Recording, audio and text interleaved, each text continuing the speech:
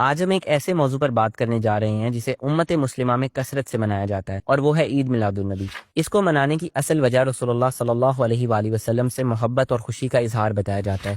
لیکن میں آپ سے ایک سوال کرتا ہوں، اگر آپ واقعتاً اسلام پر صحیح طریقے سے عمل کرنے کی کوشش کرتے ہیں اور اپنے باقی معاملات کو بھی دلیل سے لے کر چلتے ہیں، تو اس بارے میں بھی دلیل سے بات کرنا ضروری ہے۔ محبت اپنی جگہ بہت قیمتی ہے، لیکن سوال یہ ہے کہ اسلام میں سالگرہ منانے کی کوئی اجازت ہے؟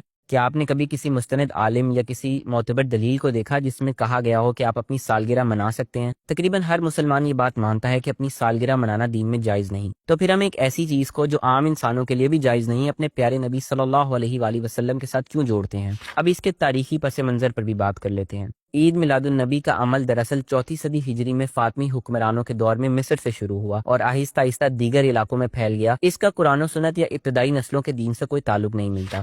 ہم سب جانتے ہیں کہ دین اسلام کا ماخذ قرآن اور رسول اللہ کی سنت ہے۔ یہ دین ہمیں صحابہ کرام، تابعین اور تبع تابعین کے ذریعے ملا۔ اگر عید میلاد النبی کا دن واقعتاً دین کا حصہ ہوتا تو یہ ہمیں بالکل ویسے ہی سکھایا جاتا جیسے نماز، روزہ اور حج سکھائے گئے۔ اکثر جب ہم اس کے بارے میں بات کرتے ہیں یا اس کی کوئی دلیل مانگتے ہیں تو جواب یہ ملتا ہے کہ یہ ہماری قسمت میں لکھا ہے۔ کیا یہ جواب سن کر آپ کو لگتا ہے کہ یہ جواب کسی سمجھدار اور پڑھے لکھے مسلمان کا ہے؟ جب ہم دین کے باقی مسائل میں تحقیق کرتے ہیں تو اس معاملے میں تحقیق سے کیوں گریز کرتے ہیں؟ کیا آپ اپنی آنے والی زندگی میں اسی طرح اس معاملے پر آنکھیں بند کر کے چلتے رہیں گے، اپنی آنکھوں کو کھول کر حق کی تلاش کریں گے؟ اللہ تعالیٰ نے قرآن مجید میں فرمایا، تم اس کی پیروی کرو جو تمہارے رب کی طرف سے نازل کیا گیا ہو، اور اس کے علاوہ اوروں کی پیروی نہ کرو۔ رسول اللہ سے اصل محبت آپ صلی اللہ علیہ وآلہ وسلم کی سنت کو زندہ کرنا ہے، نہ کہ وہ اعمال کرنا جو رسول اللہ اور آپ کے اصحاب کے دور میں نہیں کیے گئے۔ اللہ تعالیٰ ہمیں حق بات سننے، سمجھنے اور اس پر عمل کرنے کی توفیق عطا فرمائے۔